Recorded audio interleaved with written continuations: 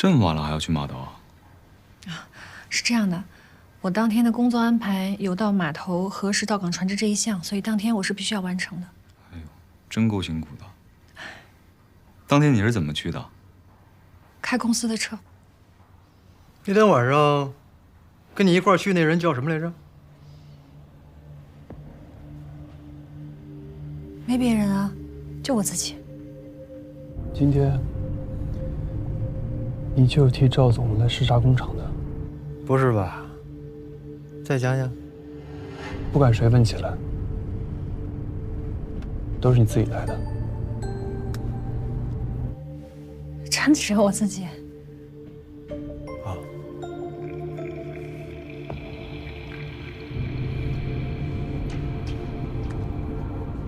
那今儿先这样，双，送了。好，感谢配合。那我先走了。嗯。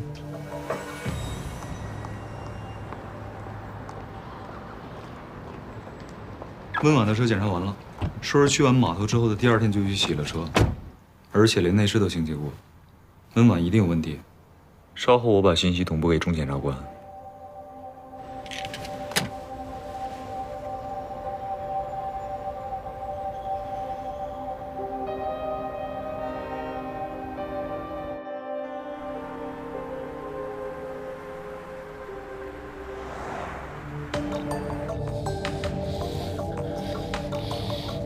给我水。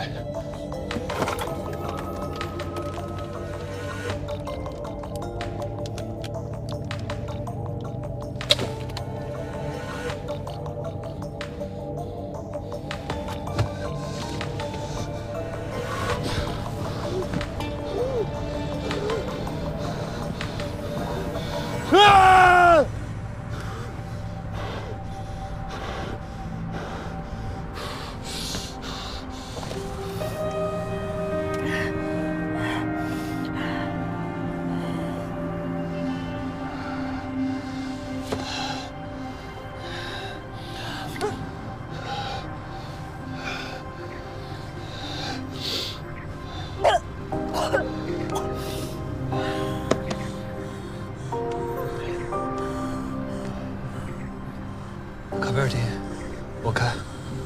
啊，乖。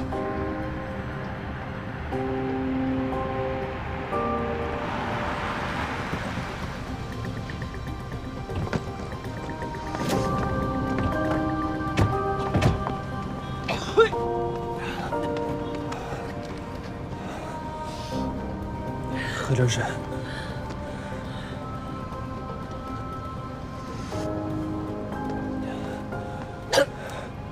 今天辛苦你了。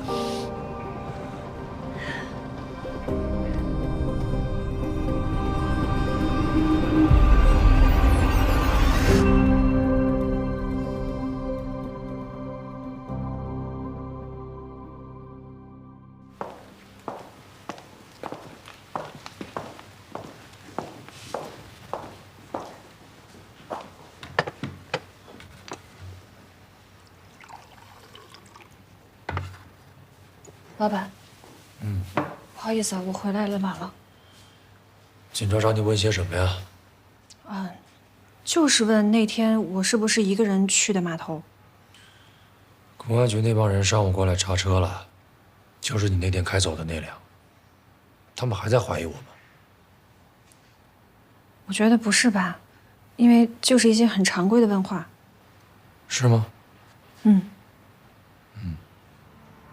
你出去吧。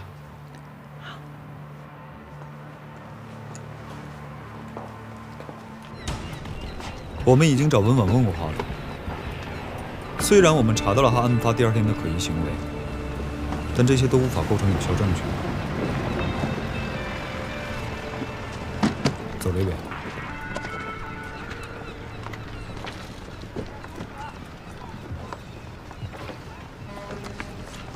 袁浩，这个是你要的照片。行，来的正好。这儿就是东师傅海海域。您见过这个人？我们调过监控，没见过。案发当天，正好是赵东成公司的船只靠岸后卸货离开。这个人您见过吗？虽然赵东成排除了杀人嫌疑，可无论是作案地点还是涉案车辆，都跟赵东成和东韩海运有着千丝万缕的联系，这里面的疑点非常大。我们分析过，嫌疑人为什么会选择在这个地方动手，很有可能是为了把注意力集中到赵东成身上。好，谢谢啊。他们都没有见过大马。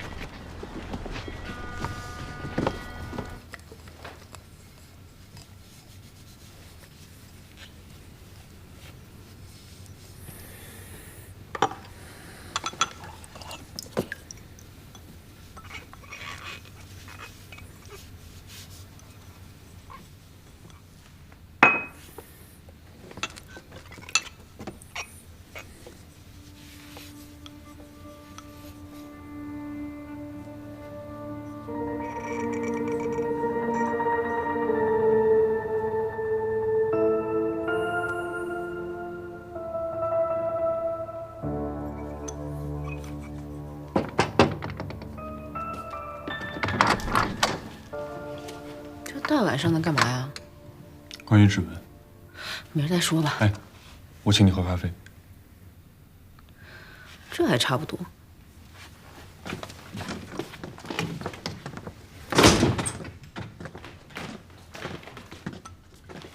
这个咖啡杯上啊有我的指纹，如果你想提取指纹的话，你得用什么办法呀？最简单的办法就是紫光灯照，或者说点熏法也可以。那点熏法的原理是什么？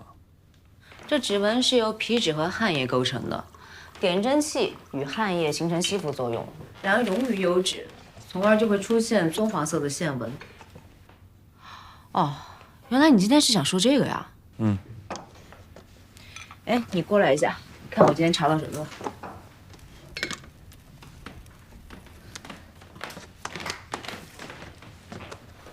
这个赵东成是东韩集团的太子爷，他自己很有想法，专门开了家垃圾填埋的新型环保公司。本来呢，他在外界的评价一直都挺好的。前段时间呢，有人在网上说他的公司有问题，只不过呀，他合作的律师所真的很牛，帮他压了很多事。你知道他跟谁合作吗？宋白宇。你想一想，在大马的死亡现场也发现了古平案的证物，即使赵东成没有杀大马，但是现场有他的指纹，宋白宇轻易就可以拿到他的指纹。这个宋白宇和古平案有千丝万缕的关系，只不过现在我们找不到证据。现在我们能做的，是确定现场的指纹不是赵东成留下来的，然后我们就知道该怎么做了。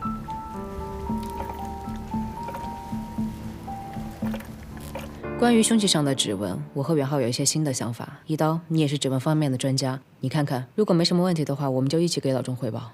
没问题，来吧。之前在检测报告上说，在紫外光的照射下，这刀柄上有明显的指纹痕迹。但是我们用点熏法对证物进行检测，在同样的位置并没有发现指纹。再把证物放入印三铜指纹熏显箱，同样的，我们并没有得到指纹。我明白了，这两种方法都没有提取到指纹，也就是说这个指纹里没有油脂和蛋白质组织。你们认为这个指纹是伪造的？对，因为指纹是伪造的，所以这指纹膜的材料，不管是硅胶还是乳胶，都不可能像人体皮肤一样留下真正的汗液、油脂和蛋白质。只有油脂和蛋白质里面的氨基酸才能与碘和印三铜发生反应，所以这个假指纹造的并不高明。对，所以我们最后对这个刀柄做了无机盐的测试，通过计算机的分析可以看出来，其实这刀柄上留下的指纹就是无机盐和灰尘构成的。这也就是说明这个嫌疑人是戴着硅胶手套，然后蘸了生理盐水，握住了刀柄，用这样的方式故意留下的指纹。而且这个硅胶手套上应该是保留了大量的水分，融合尘土之后，刀柄上的指纹会更加明显，用紫外光灯照很容易提取，所以在这样的情况下很难再分辨这个指纹的真伪。我同意你们的结论，不过话说回来了，这个嫌疑人懂得用生理盐水来伪造指纹，就证明他大概率知道指纹的构成的物质，不简单啊。但是它并没有添加油脂和蛋白质，这就说明一个问题，它无法合成真实的含盐。所以说，人体是最精密的仪器，就算再高超的伪造技术，也永远无法代替真相。只要你是假的，就一定会露出破绽。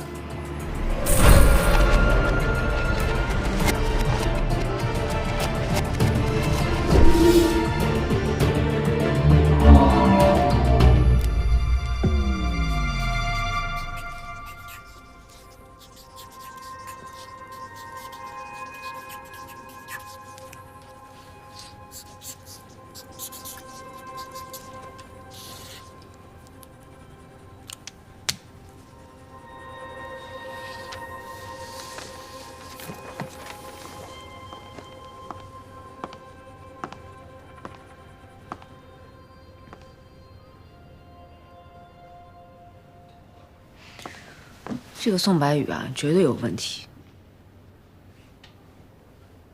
现在你明明已经怀疑他了，为什么不上报？现在还差一个关键点。初中数学你学过吧？有话直说。好，你看啊，一条直线上有无数个点，2条直线相交，才会有一个交点。我们现在掌握的这些证据都只是直线，而且完全是平行线。所以说，拿现在的这些证据，说明宋白宇有嫌疑，都是不成立的。我觉得不太行。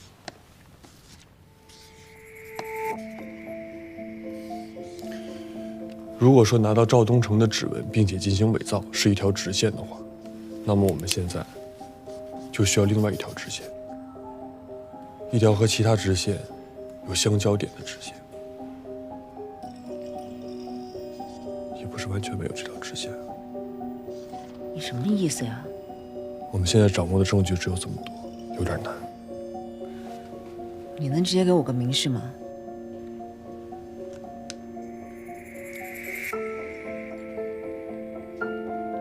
完美犯罪。你的意思是，针对伤害大马、伪造指纹的犯罪嫌疑人已经有怀疑对象了？是。你有什么想法？我跟他有一样的怀疑啊。那你说说吧。好，我怀疑宏图律师事务所的律师宋白宇和赵东成有合作，具有拿到赵东成指纹的可能性。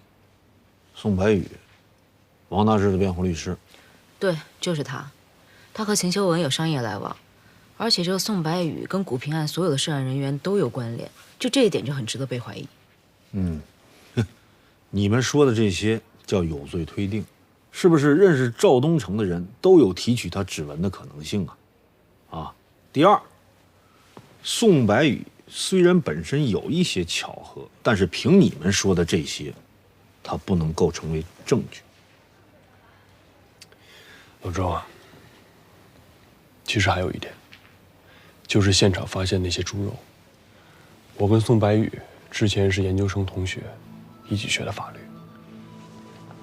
他那时候跟我说，如果想要在野外杀人，完全可以利用野生动物破坏现场痕迹。他说用这样的方式就可以完美犯罪。你是认为现场的手法跟你这个同学说的方法高度类似，所以你怀疑他？对。能够得到赵东成的指纹，而且又知道这种反侦查手法的，我刚好认识他呀。当然，这都只是推测，一切还需要证据去证明。但是老周，有的时候巧合就是一点。有道理，是该查一下这个宋白宇。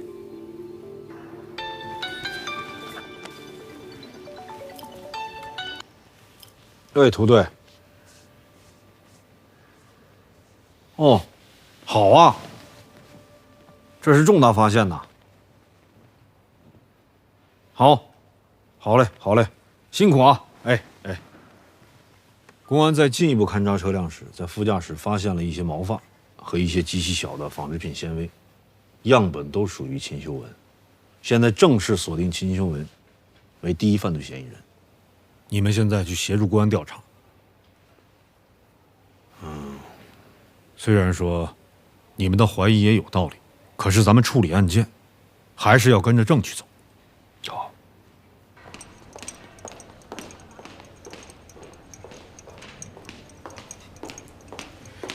怎么了？上午见你还好好的，这么快又有烦心事儿了？李元豪又惹你了吧？你别拿我寻开心了，我正郁闷着呢。哎，你说这个宋白宇明明这么多疑点，可每一次查到关键节点，都能被他全身而退。山峰大哥的怀疑不会出错的，没证据怕什么呀？推理大师。我没跟你开玩笑，我说正事儿。现在证据又指向秦修文，我之前的推理都被推翻了。案子有推进，这是好事儿啊。我知道，我就是不喜欢这种挫败感。你有这种挫败感也不是第一次了吧？你还有工作要忙吧？赶紧走吧。要我看呢，这其实不是推理失败的挫败感，更像是因为某个特别厉害的人经过对比产生的挫败感。我怎么可能？你别瞎说啊！我只是信心受损，需要疗养。怎么了？不想当检察官了？你说我适合当检察官吗？自我怀疑可不是山峰大哥的性格呀。就觉得自己以前挺自以为是的，其实还差得远。看到自己的不足呢，就证明你在进步，这是好事儿。可是你的优秀，大家都是有目共睹的。而且林兰，你的自信也是你优秀的一部分。还是我们一刀最好。这次除了找到秦修文的毛发，我们还复原了乙处被清理过的血迹，就是这个。这枚掌印虽然残缺不全，但是我们可以通过它的位置还原大马死前的身体姿态。被害人当时在这个位置，由站立姿态遭到强力冲击，失去平衡，倒在地上，留下了这枚掌印。从掌印的轮廓来看，大马在死前的搏斗中十分被动，双方的实力悬殊过大。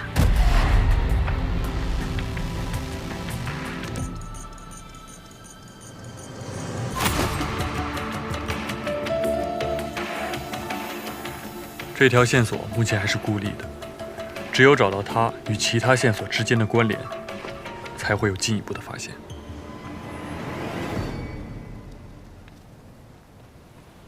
我明白你的意思，你想从已有的证据中下手，可货车的脚垫之前已经分析过了，毛发和纤维样本确实属于秦修文。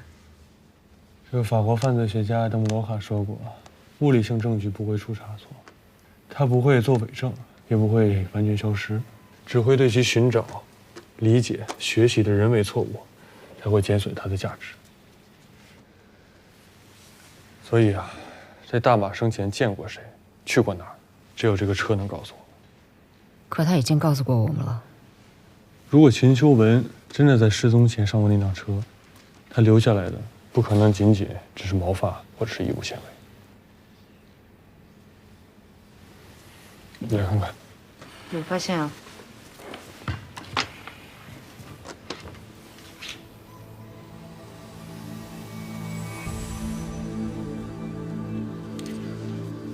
是海藻生物。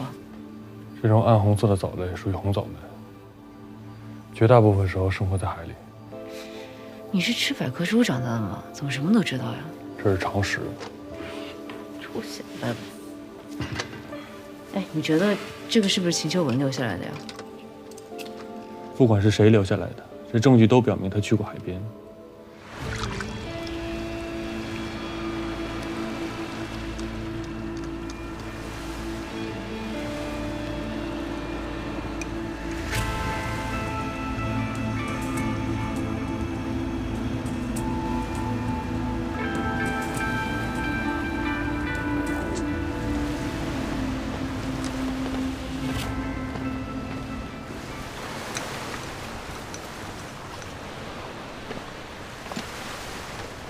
么样啊？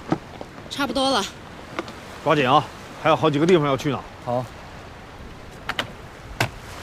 师姐，我看你们列出来了10几处区域，为什么都是在海边？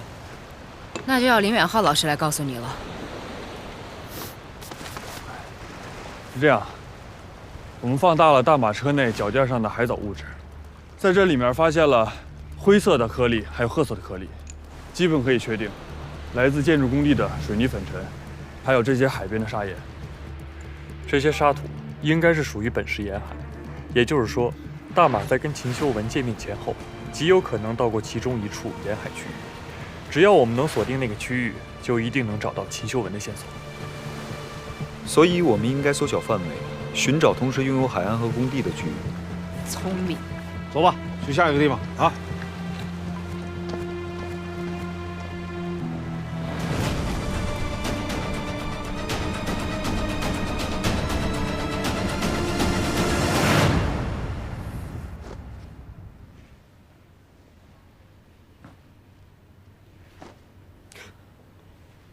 你干嘛呢？我就在想啊，他这么年轻力壮的，秦修文打得过他吗？哎，你过来一趟。行了，别比划了，下班了。明天问问江妮，看看他那边有什么新的发现没有。哦。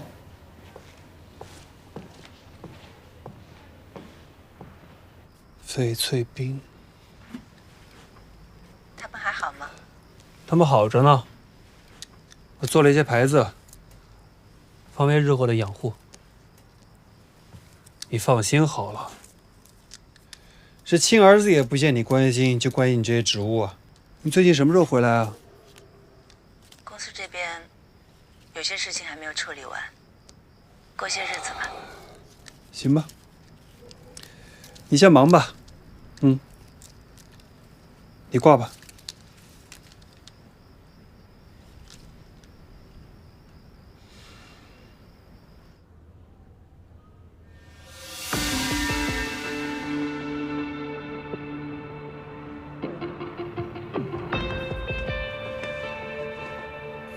位置不对，得再高点。这样我根本使不上力，刺不死人了。这样，你再高点试试。来，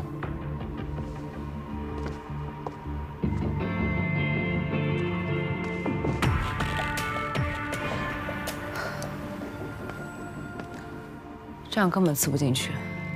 是啊，以大马和秦修文的身高，完不成这样的动作。这样，我去找老钟还有一刀他们过来一趟。行。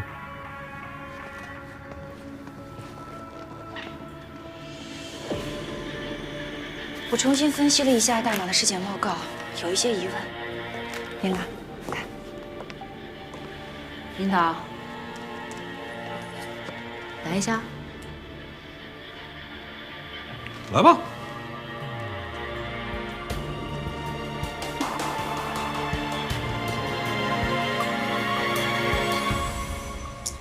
你们看啊，以秦修文的身高，他是需要把这个胳膊抬到很高的角度刺入，他才有可能形成现在他的创口。可你这样使不上劲儿啊，它不符合人体的构造。哎，好玩是吗？老钟，以大马身上伤口来看，这个凶器得是从斜上方刺入的，所以这个嫌疑人的身高必须得在1.85米以上，才有可能造成这样的倾斜角。根据这个实验结果来说，这个秦修文不是嫌疑人。哎，有这种可能吗？就是两个人搏斗，由于角度特殊造成的。很难，以秦修文的身体素质，他根本就打不过大马。如果他们俩真打起来了，大马一拳就把他干倒了。而且以现在凶器刺入的角度，这个秦修文他不可能以这种姿态来杀死大马。秦修文身高1.75米，死者的身高跟我差不多。宋白宇多高？189。你多高啊？86。哦，来吧，你比划一下。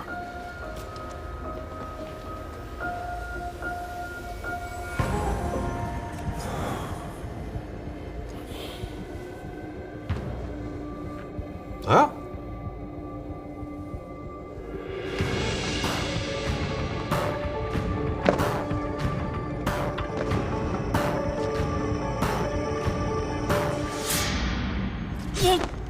这高度差不多。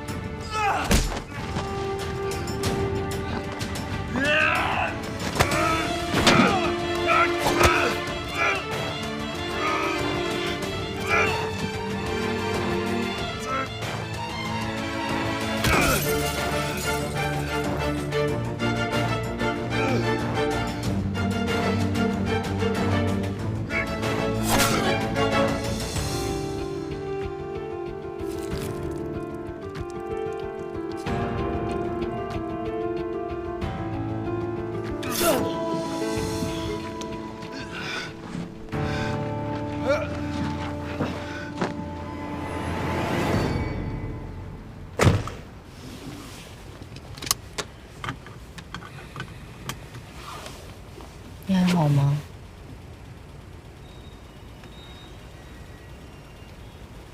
人心是复杂的，我当然希望不是他，但是我不会以个人感情去判断，我只想还原真相。如果结果就是宋白羽，你会难过吗？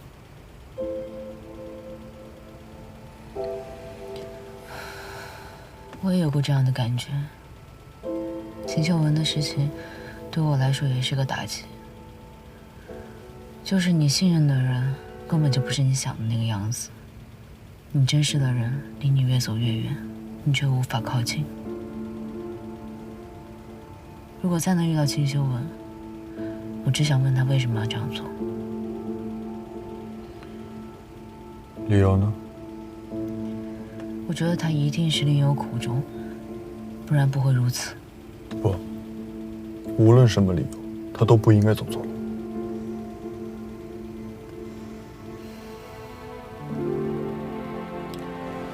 算了，别想了。这真相就在证据里，只有解开真相，才能找到所有答案。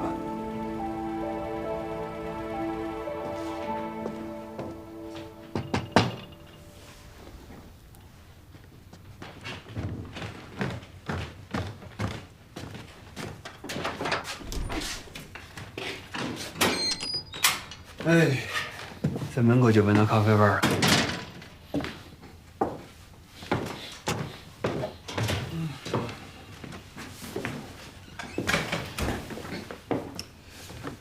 肯尼亚，对，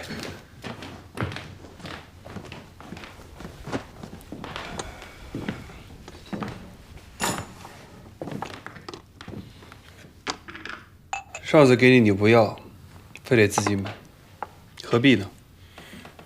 自己喜欢的东西啊，得自己去得，它才舒服嘛。你呀，就是倔。来尝尝。嗯，是那个味道。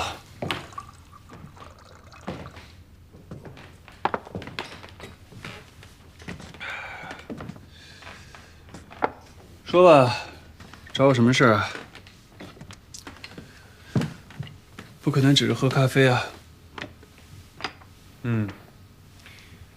就是想跟你聊聊完美犯罪。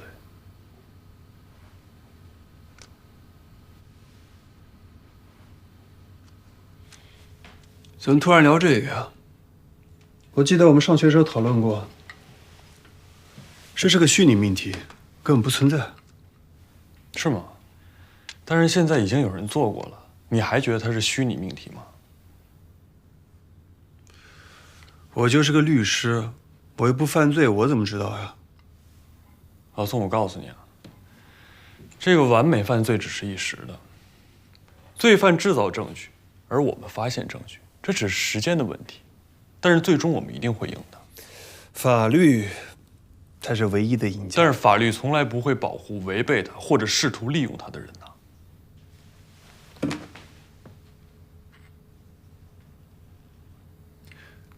你今天感受倒是挺多呀。没有，就是工作中突如其来的想法罢了。可是你从来不跟我聊你工作中的事情。我在跟你说呀，你懂了吗？我不懂。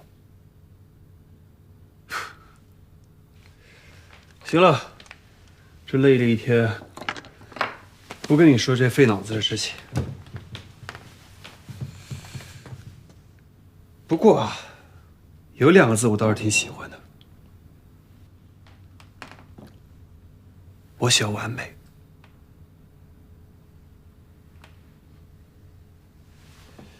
咖啡我喝了啊。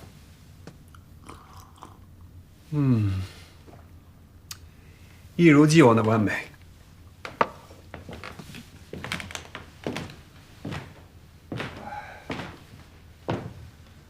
我还得回到公司。以后啊，不要老是讨论这种严肃话题的时候再找我。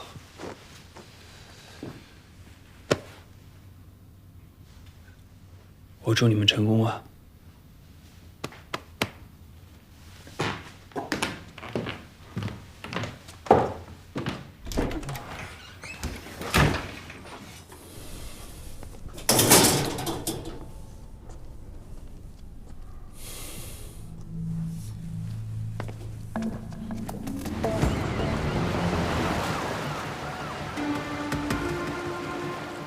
所有人，周围都查一遍，仔细一点。同一性报告出来了，我们搜集了6号样本海岸，沙土的成分和地毯上的一致。好，把报告交给老钟，咱们收工。小崔，你带着大家伙去那边。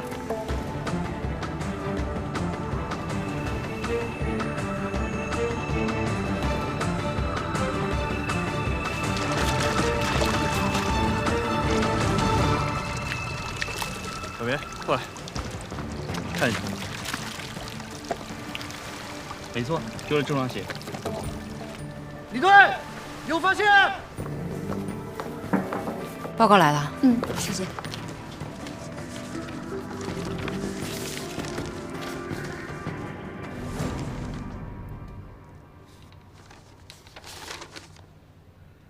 这个是秦秀文的指甲。对，公安法医已经出过鉴定报告了。公安在你们确定的海洋断边发现了秦秀文的痕迹，在一个工地的监理工程师那里找到了一张照片，照片拍到了秦秀文被大马推入海中的瞬间。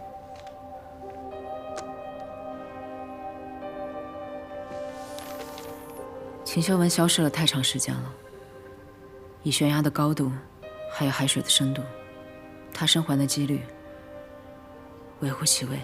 公安根据潮汐计算了秦秀文的尸体可能会漂浮到的地方，但是现在还没有结果。好，辛苦了。这报告我们会一一审核的。好的，那你们先忙。谢谢。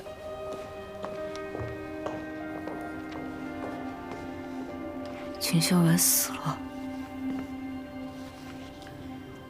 是，但是现在还不能下这么绝对的判断。越是这种时候，越要冷静，这样才能洞穿假象，明白吗？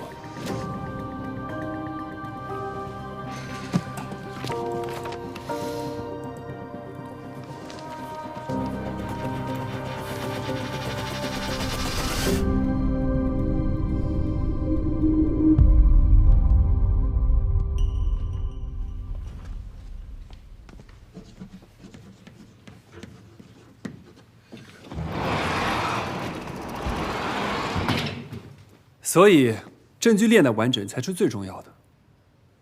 我们设想一下，如果在一个犯罪现场，犯罪嫌疑人的足迹、生物组织等等证据都被野生动物、天气或者人类活动破坏了，如果野生动物、天气或者人类活动都是被设计和控制的，追寻者追寻答案的过程也是被控制的。那这是什么？我们都知道，证据问题是诉讼的核心问题。如果证据不足以还原事件的本来面目，那就无法进行裁决。只要可以利用证据或者破坏证据导致证据链不完整，那就无法进行诉讼。而此时，追寻者追寻答案的好奇心会使他进入预设的跑道当中。他在跑道上看到的每一个风景，都是被设计的，这就是完美犯罪。不可能。为什么不可能？本来就不可能。你说的这些只存在于理论，实际中根本完成不了。人只要活动，就一定会留下痕迹。你就算智商再高，也不可能超越自然规律。消除痕迹，就会留下消除痕迹本身的痕迹。那破坏痕迹也是一样的。但是追求证据的人，不会永远被诱导。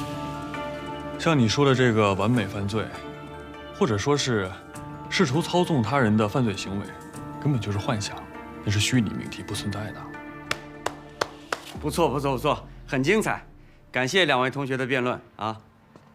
同学们，以证据链的还原为主题，每人一篇论文，下周交啊。来，下课。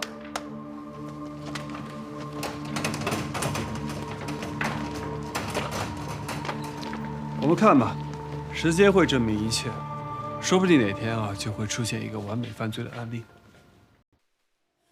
黑夜是向更深的彼岸，扬起的迷雾模糊了边界，心事静默如谜的深渊，选择光明就勇敢刺破黑暗，谎言试着取代了答案，再汹涌的浪吞噬不了光线，心是灯塔在风暴里沉潜，身为光明就义无反顾的耀眼，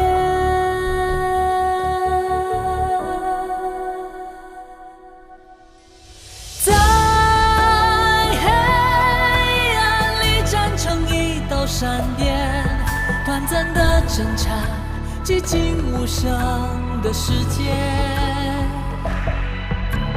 照亮每一次未知的冒险，哪怕只有一个瞬间。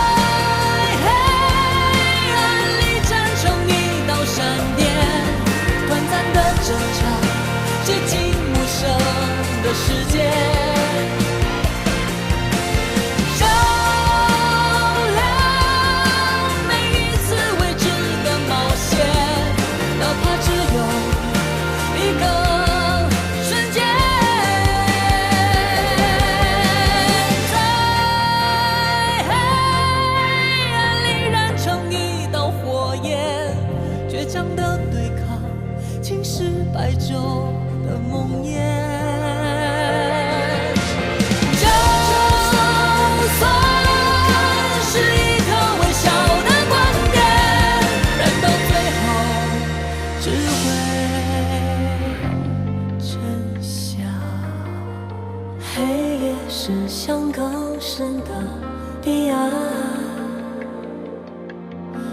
冲破了迷雾，真相在眼前。